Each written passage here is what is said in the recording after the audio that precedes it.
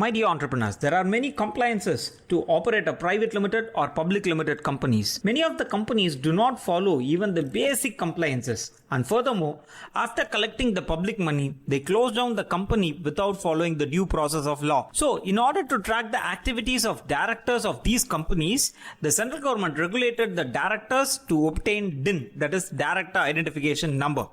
In this podcast, we are going to see what is DIN number and how to obtain the same. And this is Arif, your business lawyer from Intelligensia law firm. First, we'll see what is DIN. Director Identification Number, shortly called as DIN, is an 8-digit unique identification number allotted to every directors of company. This DIN, once allotted, is valid for lifetime. One individual can hold only one director identification number and cannot have two DIN numbers even if he holds directorship in 2 or more companies. This DIN is issued by central government through Register of Companies. Now we'll see the legal provisions related to DIN.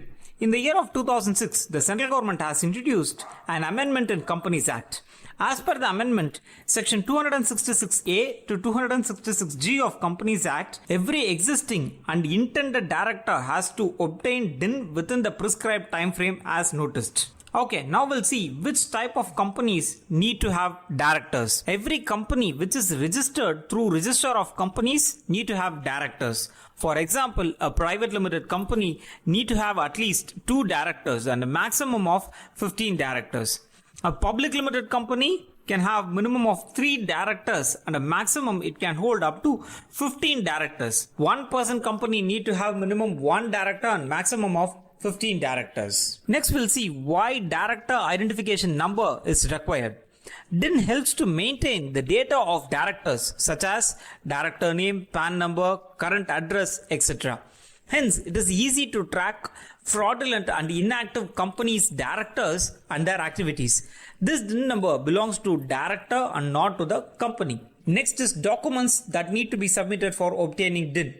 Every director should take a digital signature certificate for applying DIN.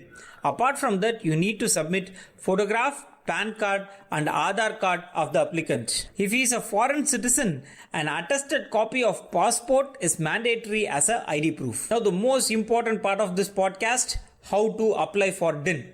The entire process of obtaining DIN is completely online. Application for the allotment of DIN to the proposed director shall be made before the Ministry of Corporate Affairs through SPICE form only. The necessary form for applying DIN is DIR3.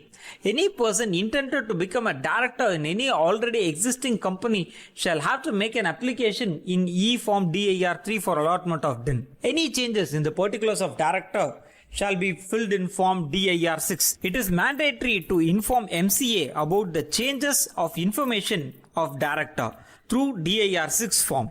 This DIR6 form must be digitally signed and certified by a CA or a secretary of the company. You may now have a doubt. What is the fee for obtaining a DIN number? Government fee is Rs 500 and this is non-refundable even if the application is rejected. There are even some chances for rejection of DIN application.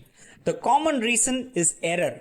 Mismatch of applicant name, date of birth or his address, or submission of invalid ID proof or address proof, or submission of second duplicate DIN application. So these are the circumstances where your DIN application may be rejected. And one more thing, do you know even you can surrender your DIN? Any person holding a valid DIN can surrender at any point of time by submitting DIR form for following reasons. Number 1, the person is not appointed as a director in any company. Number 2, the director dies. And number 3, because of some court orders. In these cases, a director can surrender his DIN and the fee for applying for surrender of DIN is Rs 1000. And one more information, submission of KYC documents every year. Every director must submit the KYC documents such as Aadhaar and PAN every year to the Register of Companies and should keep the DIN active, failing which your DIN may be suspended. My dear entrepreneurs, by this podcast you would have understood more details about DIN number. Thank you for listening to my podcast. To know more about businesses, registrations and licenses, kindly follow our channel. This is Arif, your business lawyer from Intelligensia law firm.